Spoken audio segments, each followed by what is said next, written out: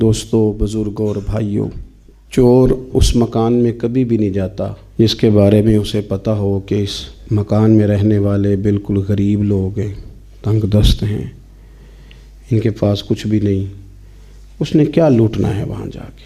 وہ کسی اس گھر کا انتخاب کرتا ہے جہاں مال ہو، دولت ہو، زیور ہو، پیسے ہو، وہاں جاتا ہے۔ شیطان بھی کبھی بھی اس بندے کے پاس نہیں جاتا جو پہلے سے بے ایمان ہو، مشرک ہو، قادیانی ہو۔ جو بندہ پہلے سے ہی بدعقیدہ ہے، بد مذہب ہے، اس کے پاس شیطان نہیں جاتا، کیونکہ اسے پتہ ہے یہاں کچھ ہے ہی نہیں، پہلے ہی ساری گمراہی ہے، تو کیا لینے جائے گا۔ شیطان بھی وہیں جاتا ہے جہاں ایمان ہوتا ہے۔ ایمان جہاں موجود ہو وہاں شیطان جائے گا۔ تو جو وسوسے آتے ہیں، جو تصورات آتے ہیں، جو خیالات آتے ہیں، جو ذہن کے اندر کچھ باتیں آتی ہیں، تو یہ ایمانداروں کو آتی ہیں، بے ایمان کو نہیں آتی، کیونکہ شیطان وہاں کیا لینے جائے گا جہاں پہلے ہی کوئی شے موجود نہیں۔ تو سمجھ لیں اس بات کو کہ بہت زیادہ وسوسے اگر کہیں آتے ہیں، خیالات آتے ہیں، تو یہ ایمان کی علامت ہے۔ اور نبی پاک صلی اللہ تعالیٰ علیہ وسلم نے فرمایا ہے کہ میرے مومن کی یہ شان ہے کہ اسے کوئی بھی تکلیف ہو، کوئی آزمائش ہو، پیر میں کانٹا چبھ جائے، دکھ ہو، تکلیف ہو، حتیٰ کہ کوئی فکر لاحق ہو، کوئی غم لاحق ہو، اس کی برکت سے بھی اللہ اس کے گناہ ہی معاف فرماتا ہے۔ ٹینشن بھی آ جائے تو بھی گناہ ہی معاف ہوتے ہیں۔ تو کبھی انسان کو وسوسوں کا آ جانا، خیالات کا بھٹک جانا، یہ کوئی بری چیز نہیں۔ دیکھیں، بعض اوقات لوگ کسی بندے سے شکوہ کرتے ہیں یا اس کی کسی بات کو ہائی لائٹ کرتے ہیں کہ یار یہ تو نے کیا کیا، کیوں کہ اسے بندے شریف آدمی سمجھتے ہیں، وزادار سمجھتے ہیں، تو کہتے ہیں یار تو نے یہ تجھے نہیں کرنا چاہیے تھا۔ لیکن اگر کوئی بندہ ہے اسی طرح کا، نہ اس میں کوئی اخلاقی طاقت ہے، نہ کوئی وزاداری ہے، نہ کوئی ظاہری باطنی طہارت ہے، اس پر کوئی شکوہ کیا کرے گا، اس کو لوگ ڈسکس کیا کریں گے۔ تو وسوسے آ جاتے ہیں، کیوں آتے ہیں؟ اس لیے کہ جب اللہ تعالیٰ نے شیطان کو مردود کیا اور نکال دیا، راندہ درگاہ ہو گیا، تو اس نے رب کریم سے مہلت مانگی تھی کہ میں تیرے بندوں کو گمراہ کروں گا، میں دنیا ان کے سامنے سجا سنوار کے پیش کروں گا۔ تو مالک نے اسے اجازت دے دی، یہ اللہ کی حکمت کا تقاضا ہے، اجازت دے دی، اور ساتھ یہ بھی فرما دیا کہ جو میرے مخلص بندے ہوں گے وہ تیرے دامے فریب میں کبھی بھی نہیں آئیں گے۔ تو اللہ نے جب اسے گنجائش دی اپنی حکمت کے تقاضوں کے تحت، تو پھر اسے قوتیں بھی دی، وہ خیالات میں، دلوں میں وسوسے پیدا کرتا ہے۔ حدیث پاک میں فرمایا کہ دل کے ساتھ چمٹا ہوا ہوتا ہے شیطان، خیالات پیدا کرتا ہے، آتی ہیں باتیں۔ ایک تیسری بات ہے، وہ یہ ہے کہ کہیں الجھن ہو تو الجھن سے نکل کے آنا ہی کمال ہوتا ہے۔ اگر معاملہ سیدھا سیدھا ہو اور بندہ اس پہ چل نکلے، پر اس کا کمال کیا ہے؟ دیکھیں، کچھ لوگ کہتے ہیں جناب سیدھا سیدھا تو ٹھیک ہے معاملہ، لیکن اگر رش ہو اور کھڈے ہوں اور گڑے ہوں تو ان میں جو ڈرائیور گاڑی نکال کے لے آئے اس کو کہتے ہیں کہ اسے طریقہ ٹھیک آتا ہے، یہ سمجھدار ہے۔ وہ میاں بالکل روٹین میں سلسلے چل رہے ہوں تو وہ تو ساری دنیا ہی کام کر لیتی ہے، لیکن وسوسے پورے آئیں، شیطان کام پورا کرے، نفس امارہ پوری چھلانگیں لگائے، لیکن بندہ سب کو جھٹک کے پھر بھی رب رسول کی بات ہی کرے، پھر بھی اللہ رسول کی بات ہی کرے، تو اس کا معنی یہ ہے کہ پھر اس نے صحیح معنی میں قبولیت حق کا مظاہرہ کیا ہے۔ وسوسے انسانوں کو آ جاتے ہیں، آتے رہتے ہیں۔ کیوں آتے ہیں؟ کہ ان شیطان للانسان عدو مبین۔ اللہ فرماتا ہے کہ بے شک شیطان آدمی کا کھلا ہوا دشمن ہے، اعلانیہ واضح طور پر دشمنی کرتا ہے، اس کا مزاج ہے۔ وسوسے آتے ہیں، خیالات بھٹکتے ہیں۔ کچھ لوگوں کو معاذ اللہ تعالیٰ دین کے بارے میں، عقیدے کے بارے میں، خدا رسول کے بارے میں وسوسے آتے ہیں، انہیں یہ حکم دیا گیا ہے کہ جب کوئی ایسی بات آئے نا تو فوراً اللہ کی پناہ میں آ جاؤ۔ کیا کہو اعوذ باللہ من الشیطان الرجیم، میں شیطان مردود سے رب کی پناہ میں آتا ہوں۔ اللہ کی پناہ میں آ جاؤ، رب کی پناہ میں آنے سے چھٹکے جائیں گے، یہ سارے وسوسے دور ہو جائیں گے۔ دوسرا، بعض لوگ ایسے ہوتے ہیں کہ جو بیمار ہیں، پریشان ہیں، تنگ دست ہیں، تکلیف میں ہیں، انہیں وسوسے آنے لگ جاتے ہیں۔ وہ کہتے ہیں یار دیکھو میں تو جب سے ہوں غریبی دیکھی ہے، بیماری دیکھی ہے، پریشانی دیکھی ہے، اور خدا کے بندو عقیدہ توحید ہے کیا بھلا؟ عقیدہ توحید یہ ہے کہ ہم نے رب کو ماننا ہے اور اس کے ہر فیصلے کو ماننا ہے۔ تو دنیا کے اندر اگر کبھی کوئی تکلیف آئے تو بندہ مومن تو اسے خدا کا فضل جانتا ہے۔ کیوں؟ اس لیے کہ تکلیف آتی ہے تو گناہ لے جاتی ہے، اور حضرت مولا علی شیر خدا فرمایا کرتے تھے رب 2 دفعہ سزا نہیں دے گا۔ اگر کسی کی غلطیوں کی دنیا میں اسے سزا ملی تو مطلب یہ ہے کہ قیامت میں پھر اللہ معافی ہی عطا فرمائے گا۔ جو بھول چوک ہو گئی، یہاں درگزر ہو گئی، تو اس وسوسے کو جھٹکیں۔ تیسرا، بہت سارے لوگ ہیں جو کہتے ہیں پتہ نہیں کسی نے کچھ کر دیا ہے، اللہ جانے کیا ہو گیا ہے۔ آپ نے ناراض نہیں ہونا، پہلے یہ باتیں عورتیں کرتی تھی، اب کافی سارے مرد بھی کرتے ہیں۔ ان کو بھی کالا جادو ہوتا ہے، وہ بھی کہتے ہیں کہ مینوں کسے کیا ہے، تیرا کسے کاروبار بننے ہیں، مجھے فلانے نے یہ بات کی ہے تو فلانے نے، اور مطلب یہ کہ خاتون کو تو گھر میں ہم جا کے سمجھا نہیں سکتے، تو حاجی صاحب کو اور میاں صاحب کو اور محترم حضرت کو بھی سمجھانا بڑا مشکل ہے۔ چند دن پہلے میں نے زور لگایا ایک دوست کو کہ یار 2 نکاح کیا 6 بہنیں بھی ہوں تو پھر بھی اکٹھا نکاح ہو جاتا ہے، کہتا نہیں کر دے، کہنے نے پارا ہوں ہے، پورا زور لگایا ہے۔ تو گھر والے تو بعد میں مانیں گے نا، میں اسے ہی نہیں منا سکا جو میرے سامنے بیٹھا تھا۔ وہ کہنے لگا جی 2 بچیوں کی شادی، اب آپ مہربانی کریں ایک رات کو پڑھا دیں، ایک دن کو پڑھا دیں، اکٹھا نہیں کرنا۔ فلانے کا بھی ہوا تھا تو مسئلہ بن گیا، فلانے وہ یار چھوڑ دے۔ مسلمان بھی ایسی باتیں کرتا ہے، مومن بھی ایسی باتیں کرتا ہے۔ کمال ہو گئی بات، کسی نے کہا شہاب الدین غوری سے کہ تلواریں چمک رہی ہیں، تیرا کیا بنے گا؟ وہ کہنے لگا میں مومن ہوں، مجھے میرے رسول نے بتایا ہے کہ موت وقت سے پہلے آتی نہیں، تو یہ نہ بھی چمکی تو مر تو پھر بھی جانا ہی ہے۔ تو ڈر ڈر کے، سہم سہم کے، تڑپ تڑپ کے مرنے کا کیا مطلب ہے؟ ہمیں کوئی ڈر نہیں لگتا، بلکہ حضرت مولا علی شیر خدا رضی اللہ تعالیٰ عنہ کمر پر لوگ لوہے کی لباس پہنتے تھے، زرہ پہنتے تھے۔ آپ نے ایک دن پہننا نہیں تھا تو کسی نے کہا حضور وہ پہنا کیوں نہیں؟ آپ فرمانے لگے اب ڈر نہیں آتا، اور علی نے پشت دکھانی کوئی نہیں تو پشت پہ حملہ کرنا کیوں ہے کسی نے؟ ہم نے تو میدان میں رہنا ہے، سامنے لڑنا ہے۔ اور فرمانے لگے اب کوئی مسئلہ نہیں، میں موت پہ جا گروں یا موت مجھ پہ آ گرے، اب اللہ نے سینہ کھول دیا ہے، اب اس نے فضل فرما دیا ہوا ہے، اس نے سمجھ دے دی ہے دین آنے پر۔ او میرے عزیز، سہم سہم کے رہنا پتہ نہیں کیا ہو گیا، یعنی چھوٹی چھوٹی باتیں۔ او جناب ہمارے دروازے کے سامنے نہ صبح کو 2 ہڈیاں پھینک گیا، اوئے ہوئے ہوئے، تو یہ جادو ہے، اور سیاںا بیانا بندہ ہے۔ اور جی میں 1 بجے گھر میں داخل ہوا ہوں تو کوئی شے نہیں تھی، فجر میں اٹھا ہوں تو ہڈیاں پڑی تھیں وہ بھی دروازے پہ۔ میں نے کہا پتہ کیا مسئلہ ہے؟ بچے کھاتے ہیں فاسٹ فوڈ زیادہ، تو کھاتے بھی رات کو ہے، تو کوئی گزرا ہوگا آپ کی گلی سے تو آپ کے دروازے پہ پھینک گیا ہے، کہتے جی نہیں اگے نہیں کدی سٹیاں۔ میں کیا کوئی چھوڑ دو آپ کی مہربانی، مطلب کن چکروں میں پڑ گئے؟ اس طرح بھی کبھی ہوتا ہے۔ یہ 20 لوگ کہتے ہیں ابھی بھی کہ وہ جی کالی بلی رستہ کاٹ گئی تھی تو اب میں جاؤں کہ یہاں کام پہ نہ جاؤں واپس آ جاؤں؟ تو میں کہتا ہوں اگر کالی گاڑی رستہ کاٹ جائے تو پھر جانا چاہیے کہ واپس آ جانا چاہیے؟ کیا مطلب؟ مومن اس طرح کی باتیں کرے گا، اتنے چھوٹے چھوٹے وسوسوں۔ اور پھر میرے بزرگ فرمایا کرتے تھے جو لوگ سانپ سے ڈر جاتے ہیں وہ پھر رسیوں سے بھی ڈرتے ہیں، توکل ختم ہونے لگتا ہے معاذ اللہ، اور یہ کمزوری ہے، اس سے باہر آئیں۔ وسوسے کا علاج کیا ہے؟ اچھا کچھ وسوسے جو ہیں نا وہ پڑھے لکھے لوگوں کے بھی ہیں، آپ نے ناراض نہیں ہونا، عنوان ہے نا جی تو پھر بات تو عرض کرنی پڑتی ہے، یہ عذاب علیم ہے، تو یہ سیانے لوگوں کا۔ اب ایک اور وسوسہ ہے، وہ ہے غربت کا خوف، غربت کا ڈر۔ ایک تو ذہن میں یہ خیال آتا ہے کہ پہلے میں مالدار ہو جاؤں کسی طریقے سے، غربت کے خوف کی وجہ سے، وسوسے کی وجہ سے یہ لوگ یہ کام کرتے ہیں۔ اب وہ رشوت بھی لیے جاتے ہیں معاذ اللہ، وہ مال بھی کھائے جاتے ہیں، اور بڑی عجیب بات کرتے ہیں، کہتے ہیں میں جناب لے لوں، پہلے لوٹ مار کر لوں، پھر میں غریبوں کو دے دوں گا، فلائی کام کرا دوں گا۔ تو یاد رکھیں وضو کے لیے پانی بھی شرط ہے اور پانی کا پاک ہونا بھی شرط ہے، گندے پانی سے وضو نہیں ہوتا۔ لوٹ مار کے مال سے آپ صدقات کریں گے تو یہ وسوسہ ہے شیطانی، اس کو جھٹک دیں، یہ برا خیال ہے۔ اور دوسری بات یہ ایک وسوسہ یہ بھی آتا ہے کہ اگر اللہ کی راہ میں دے دیا تو مال کم ہو جائے گا۔ قرآن مجید نے اس کو بھی بیان کیا، فرمایا شیطان نہ تمہیں ڈراتا ہے تنگ دستی سے کہ خرچ کر دو گے تو پتہ نہیں کیا ہو جائے گا، تمہیں ڈراتا ہے۔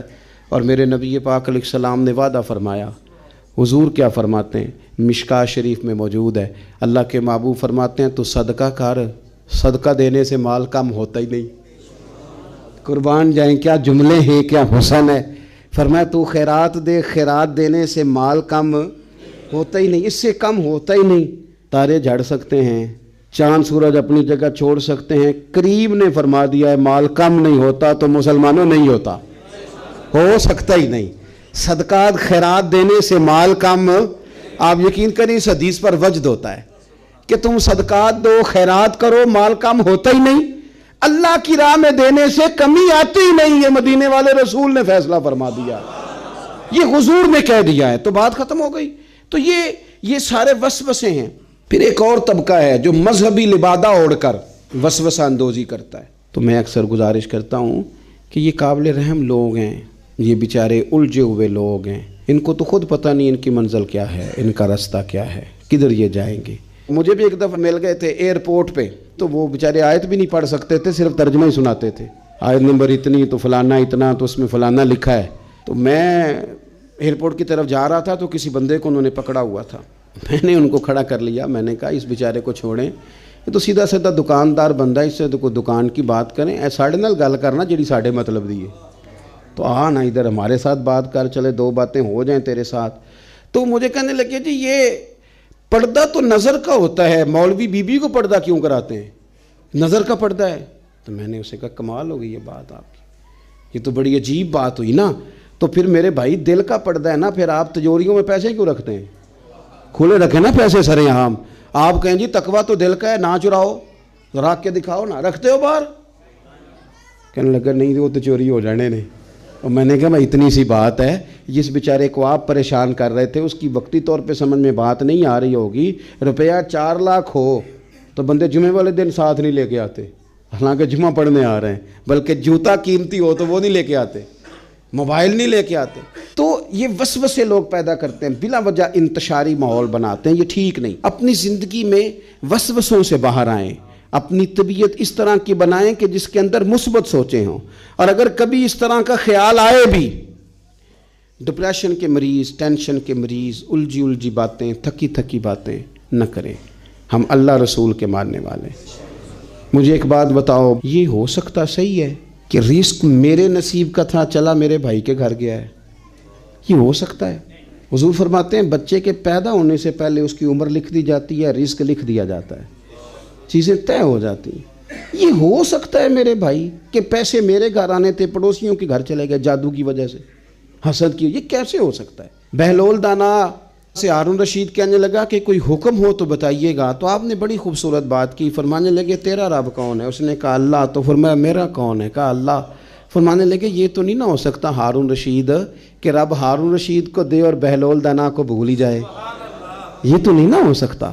تو جب رب ہمارا مالک قادر مطلق ہے اور دلوں کے بھید جاننے والا ہے تو ہم کمزور باتیں کیوں کرتے ہیں؟ ہم یہ کیوں کہتے ہیں حسد ہو گیا؟ اور میں ایک دو دوستوں سے اکثر میں کہتا ہوں کہ اللہ تعالیٰ معاف کرے، کوئی قدرت کو نقل کفر نباشت کو آپ سے ضد نہیں تھی کہ آپ کے نصیب جو ہیں وہ ٹھیک نہیں لکھے، آپ نے محنت ہی نہیں کی زندگی میں، کوشش ہی نہیں کی، ساری زندگی چھوٹی چھوٹی باتیں کر کے لوگوں پہ توجہ دے کے فلانا کدھر ہے فلانا کدھر ہے وقت ضائع کر دیا۔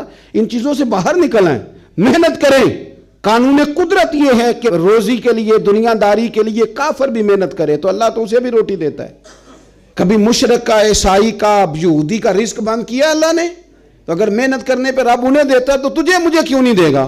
ہم محنت کرنے کو تیار نہیں، کوشش کرنے کو تیار نہیں، جھوٹ بولتے ہیں، کہانیاں بناتے ہیں تو پیچھے رہ جاتے ہیں۔ تو اس لیے زندگی میں بہت ساری چیزیں ہماری غلطیوں کی وجہ سے خراب ہوتی ہیں، لیکن ہم یہ ہیں کہ وہ کبھی جادو کے کھاتے میں ڈال رہے ہیں، کبھی کہہ رہے ہیں ابا نے صحیح طور پہ ہمیں کام نہیں سکھایا، کبھی کہہ رہے ہیں فلانے کی وجہ سے پیچھے رہ گیا۔ اپنی غلطیاں دوسروں پہ نہ تھوپیں، یہ وسوسے ہیں، یہ کمزوریاں ہیں۔ اپنی غلطیوں کو تلاش کریں، ٹٹولیں اپنے آپ کو ٹٹولیں۔ جب بندہ اپنے آپ کو ٹٹولتا ہے تو اس کی تربیت ہوتی ہے، اس میں احساس پہ۔ ہم نے ساری زندگی دوسروں پہ ڈال کے گزارا کیا، ایسے نہ کریں. اپنی کمزوریاں دوسروں پہ ڈال کے تو آپ اور کمزور ہو جائیں گے، اور خود غرض ہو جائیں گے، اور نکمے، اور تھکاوٹ آ جائے. اپنے اندر سے وہ چیزیں باہر نکال لیں، وسوسوں کو دور کریں اور کچھ عملی زندگی میں آئیں، اور شکوے بھی کم کر دیں کہ فلانا کیا کر رہا ہے، فلانا غلط ہے. اس سے باہر آ جائیں. ہم نے اپنا حساب دینا ہے اللہ کو، وہ دوسرے والے نے اپنا حساب خود دینا ہے. اس میں کمزوری ہوگی تو مالک پوچھ لے گا.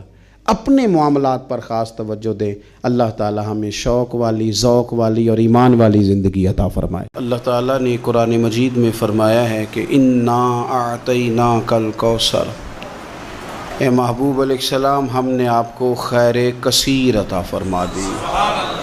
فصلی لربک وانحر، پس آپ اپنے رب کے لیے نماز پڑھیں اور قربانی کریں. ان شانئک ھو الابتر، بے شک آپ کا دشمن ہی بے نام و نشان ہے.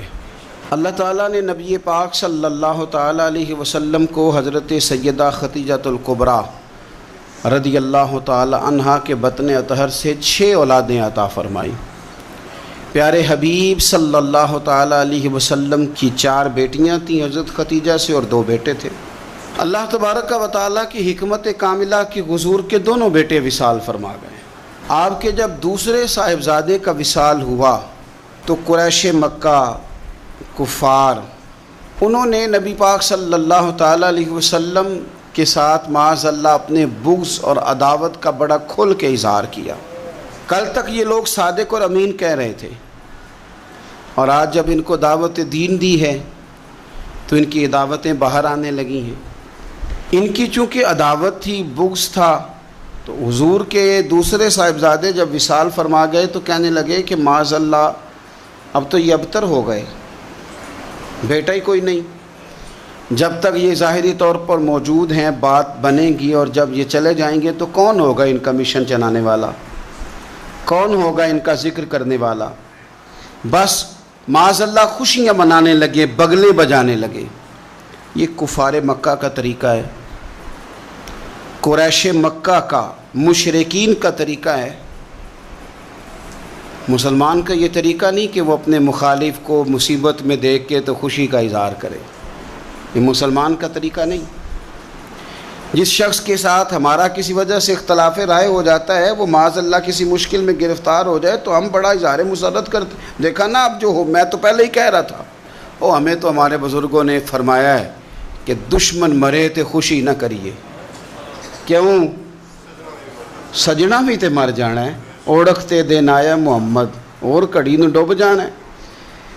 اپنا رویہ کبھی بھی اتنا سخت نہ کریں، لہجے میں اتنی تلخی نہ لائیں کہ سامنے والے پہ مصیبت آ رہی ہے. اور نبی پاک صلی اللہ علیہ وسلم نے فرمایا اگر تم کسی کی مصیبت کو دیکھ کے خوشی کا اظہار کرو گے نا، اسے اللہ نجات دے دے گا، تمہیں مصیبت میں مبتلا کر دے گا.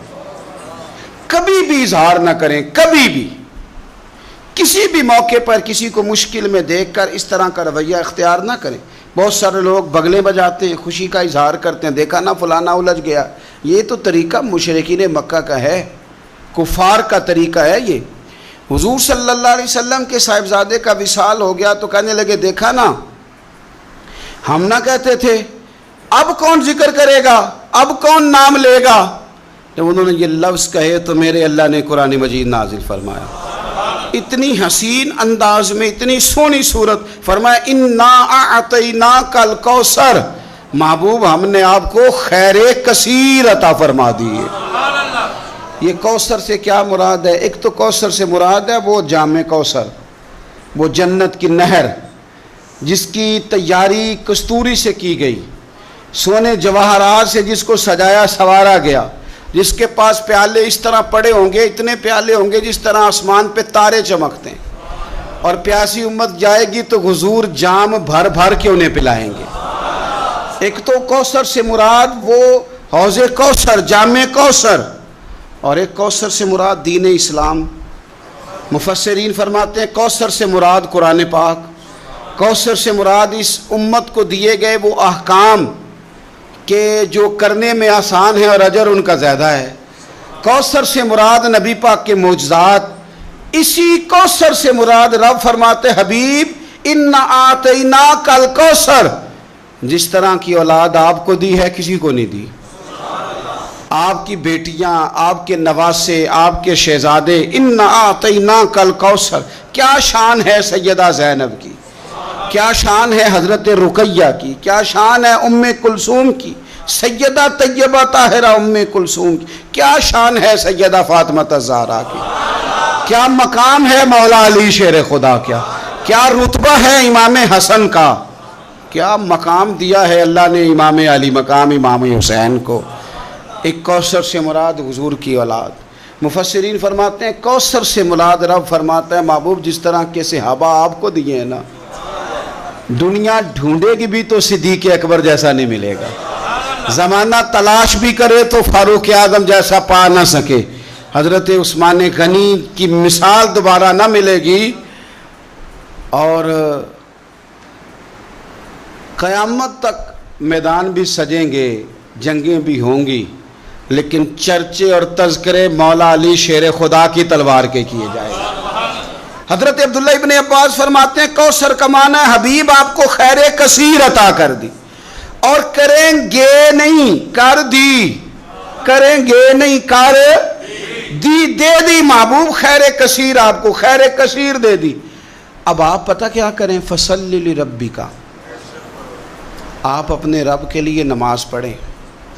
اس کا شکرانہ یہ ہے کہ آپ نماز پڑھیں، ونحر اور قربانی کریں، اللہ نے خیر کثیر دے دی، اب شکرانے میں نماز پڑھیں اور قربانی کریں۔ ان شانیک ھو الابتر، آپ کا دشمن جڑ کٹا ہے۔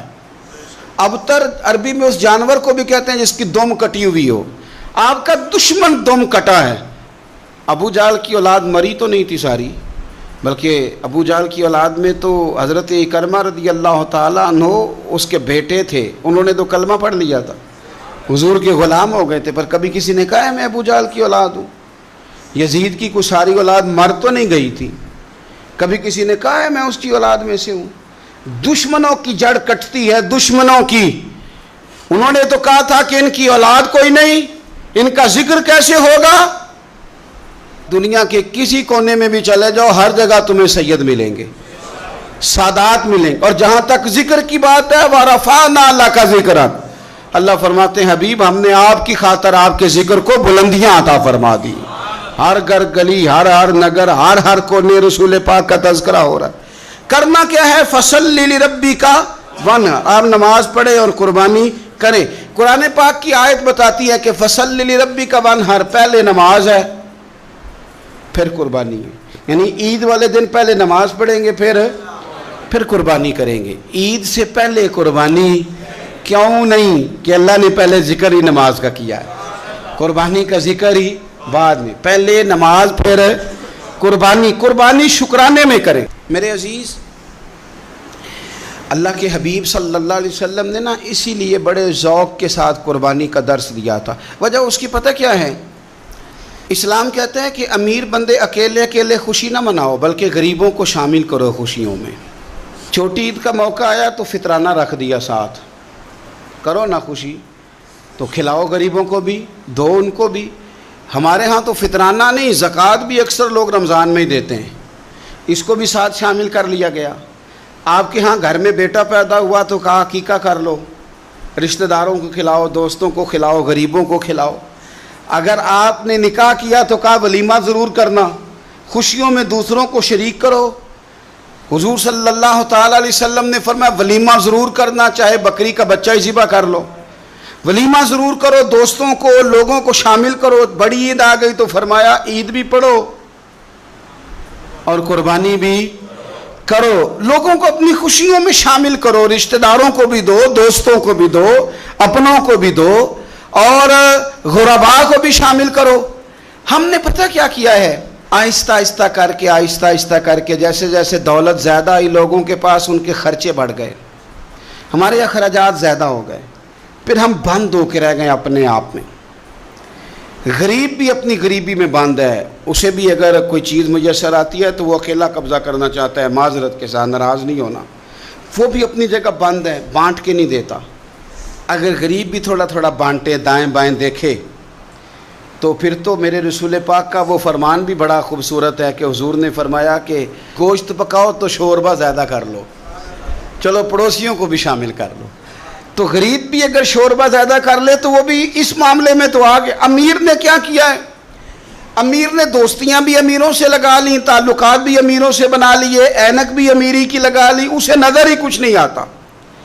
آپ صدقات کریں، خیرات کریں، میرے نبی پاک صلی اللہ تعالی علیہ وسلم حضور فرماتے ہیں جب تم صدقہ دیتے ہو نا،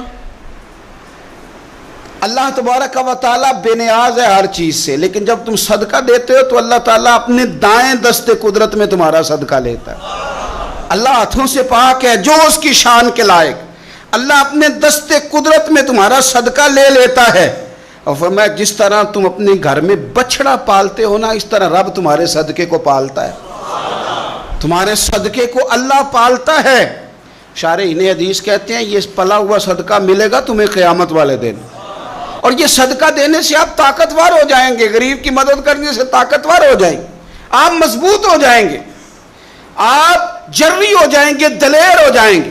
آپ چھپا کے صدقہ کر کے تو دیکھیں، روح طاقتور ہوگی، دل طاقتور ہوگا، سینہ طاقتور ہوگا، آپ کے مزاج میں روشنی آئے گی۔ کسی غریب بہن بھائی کو دے کے تو دیکھیں تو صحیح، جب اس کے آنسو بہتے ہیں تو یوں لگتا ہے کہ ان ایک ایک آنسوؤں کے قطرے میں 1 کروڑ دعا شامل ہے۔ یہ کام کریں تو صحیح، پر ہمیں بھولتا جا رہا ہے۔ گاؤں سے آ کر پڑھنے والے بھول ہی گئے کس کی ماں نے کتنا زیور بیچا تھا، بھولتا جا رہا ہے۔ میرے نبی پاک صلی اللہ تعالی علیہ وعلا آلہ وصحبہ وبارک وسلم، حضور نبی پاک صلی اللہ تعالی علیہ وسلم فرماتے ہیں زمین اللہ نے پیدا کی تو زمین ہلنے لگی، اللہ تعالیٰ نے میخیں بنا کے، قلعے بنا کے پہاڑ زمین کے اندر لگائے، پیوست کی۔ فرشتوں کو بڑا تعجب ہوا کہ شاید سب سے طاقتور مخلوق ہی پہاڑ ہے۔ اللہ نے لوہا پیدا کر دیا، پہاڑوں کو گویا کاٹ کے رکھ دیا۔ فرشتے سمجھنے لگے سب سے زیادہ طاقتور ہی لوہا ہے، اللہ نے آگ پیدا کر دی، لوہا بھی پگھلا دیا۔ فرشتے سمجھنے لگے شاید سب سے زیادہ طاقتور آگ ہے، رب نے پانی پیدا کر دیا، آگ بھی بجھا کے رکھ دی۔ فرشتے سمجھنے لگے سب سے طاقتور شاید یہ پانی ہے، رب کریم نے ہوا دکھائی، ہوا نے پانی کا رخ بدل دیا۔ فرشتے بار بار تعجب کر رہے تھے تو رب کریم نے فرمایا کتنا کچھ سوچو گے، میں تمہیں بتا ہی نہ دوں سب سے زیادہ طاقتور کون ہے؟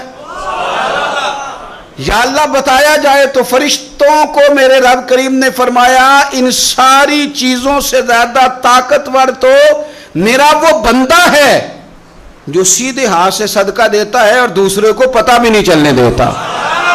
وہ بڑا طاقتور ہے، وہ بڑا مضبوط آدمی ہے۔ وہ عید کی نماز پڑھنے جب نکلو نا، پلٹ کے ذرا لوگوں کے کپڑے ایک دفعہ دیکھ ہی لینا۔ جب عید والے دن صبح آپ نکلا کریں تو ذرا دیکھ ہی لیا کریں کس کس کا رنگ کیا ہے، آپ تھوڑا غور ہی کر لیا کریں۔ لیکن ہم نا اپنی ذاتوں میں اتنے مست اور محو ہو جاتے ہیں، خدا مجھے ایسی خدائی نہ دے کہ اپنے سوا کچھ دکھائی نہ دے۔ تھوڑا سا نیچے اتریں، تھوڑا سا لوگوں کا خیال کریں، تھوڑا سا آپ دیکھیں اسی وطن کے اندر کچھ لوگ ایسے ہیں جن کی غریبی انہیں پریشان کرتی ہے اور ان کی خودداری انہیں آمادہ کرتی ہے، وہ کشکول طلب بھی نہیں پھیلاتے۔ آپ خود سے تلاش کریں، آپ خود سے ڈھونڈیں، آپ مدد کا ذہن بنائیں، آپ دینے کا ارادہ کریں۔ دیکھیں میرا رب بڑا ہی کریم ہے۔ اور میرے نبی پاک علیہ الصلوۃ والسلام نے فرمایا یہ جو سخاوت ہے نا، اس کی جڑیں جنت میں ہیں۔ اس نے سخاوت تھام لی، گویا اس نے تھام لیا وہ درخت جس کی جڑیں جنت میں، اور یہ جو کنجوسی اور بخیلی ہے نا، بخیلی، اس کی جڑیں جہنم میں۔ اس نے اس کو تھام لیا، اس نے دوزخ کو تھام لیا۔ میرے رسول پاک صلی اللہ تعالیٰ علیہ وسلم نا کھانا کھلانے میں بڑے راضی ہوتے تھے اور حضور ترغیب دیتے تھے کھانا کھلانے کی۔ اگر یہ فکر جو حضور نے بیان کی یہ فکر ہمارے مزاج کا حصہ بنے تو دیکھیں کس طرح بات آگے بڑھتی ہے۔ اصحاب صفہ بیٹھے انہوں نے کھانا کھانا ہے تو نبی پاک صلی اللہ تعالی علیہ وسلم فرمانے لگے جس کے پاس 2 لوگوں کا کھانا ہے نا وہ 3 کو ساتھ لے جائے، اور جس کے پاس 3 کا کھانا ہے وہ 4 کو ساتھ لے جائے، جس کے پاس 4 کا کھانا ہے وہ 6 کو ساتھ لے جائے۔ فرمایا 2 کا کھانا ہے تو 3 کو وہ پورا آئے گا۔ ہمارے ہاں اگر اعداد و شمار اکٹھے کیے جائیں نا تو ہمارے ہاں جتنا کھانا ضائع ہوتا ہے شادی پہ، بیاہ پہ، ولیمے پہ، عقیقے پہ، دعوت پہ، وہ ضائع ہونے والا کھانا اگر جمع کر دیا جائے تو کتنے غریب لوگ ہیں جن بیچاروں کو ہم اچھے کھانے میں شریک کر سکتے ہیں اور وہ بہترین غذا استعمال کر سکتے ہیں. کیوں کہ فرمایا 2 کا 3 کھا لو، 3 کا 4 کھا لو، 4 کا 6 لوگ کھا سکتے ہیں. اس سوچ کو جو سوچ رسول پاک نے عطا فرمائی تو آپ دیکھ سکتے ہیں کتنے سارے لوگوں کو کھانا میسر آتا ہے. ہم نے اب کیا کیا ہے؟ ہم نے دعوتیں بنائی ہیں تو امیروں کی، تحفے دینے ہیں تو دعوتیں بھی امیروں کی ہیں، اور ہمارا اٹھنا بیٹھنا بھی. تو ہر چیز میں ہم نے لیول بدل لیا ہے. میں بار بار گزارش کرتا ہوں کہ واپس لوٹیں. آپ ان جگہوں پہ آئیں جو جگہ ہماری اصل ہے، جو ہمارا بنیادی کام ہے. میرے نبی پاک صلی اللہ علیہ وسلم نے فرمایا وہ دعوت ملعون ہے، لعنتی ہے، جس میں امیروں کو بلایا جائے اور غریبوں کو نہ بلایا جائے. آپ نے جھڑکی کوئی نہیں دینی. جب کوئی دروازے پہ گوشت لینے آ جائے، کھانا لینے آ جائے، کسی موقع پر کچھ لینے آ جائے تو جھڑکنا نہیں. آپ کا لہجہ ٹھیک ہو. کپڑوں کی دعوت نہ کریں، آپ گاڑیوں کی دعوت نہ کریں. انسانوں سے پیار کریں، اللہ کے بندوں سے محبت کریں. آپ دیکھیں کہ غرباء کے ساتھ جب آپ کا رویہ ٹھیک ہو جائے گا تو اللہ تعالیٰ آپ کو بڑے بڑے نصیبوں سے، بڑے بڑے رنگوں سے اللہ تعالیٰ آپ کو نوازے گا. میرے نبی کریم صلی اللہ تعالیٰ علیہ وسلم سے ابو جہل نے، ابو لہب نے مطالبہ کیا تھا کہ ہم آپ کے ساتھ بیٹھنا چاہتے ہیں، پر جب بھی آتے ہیں یہاں بلال حبشی بیٹھے ہوتے ہیں، صہیب رومی بیٹھے ہوتے ہیں، یہ غریب لوگ بیٹھے ہوتے ہیں، تو ہمارے سٹیٹس کے لوگ بیٹھیں گے تو پھر ہم آئیں گے ورنہ نہیں آئیں گے. رب رسول کا فیصلہ کیا آیا؟ فرمایا تم نے بیٹھنا ہے تو بیٹھو، نہیں بیٹھنا تو نہ بیٹھو. بلال یہیں بیٹھے رہیں گے، صہیب یہیں بیٹھے رہیں گے، عمار بن یاسر یہیں بیٹھیں گے، سلمان فارسی یہیں بیٹھیں گے. غرباء اسی مقام پہ رہیں گے، ان کو اٹھایا نہیں جائے. تو آپ یہ عید کا جو موقع ہے، چھوٹی ہو یا بڑی ہو، اس کے بعد جتنے مواقع ہیں، اپنے غرباء کو نہ بھولیں. اور آپ کو پتہ ہے رشتہ دار سے صلہ رحمی کریں تو ڈبل ثواب ملتا ہے. اگر رشتہ دار غریب ہو تو ایک غریب کو دینے کا، ایک رشتہ نبھانے کا ڈبل اجر ملتا ہے.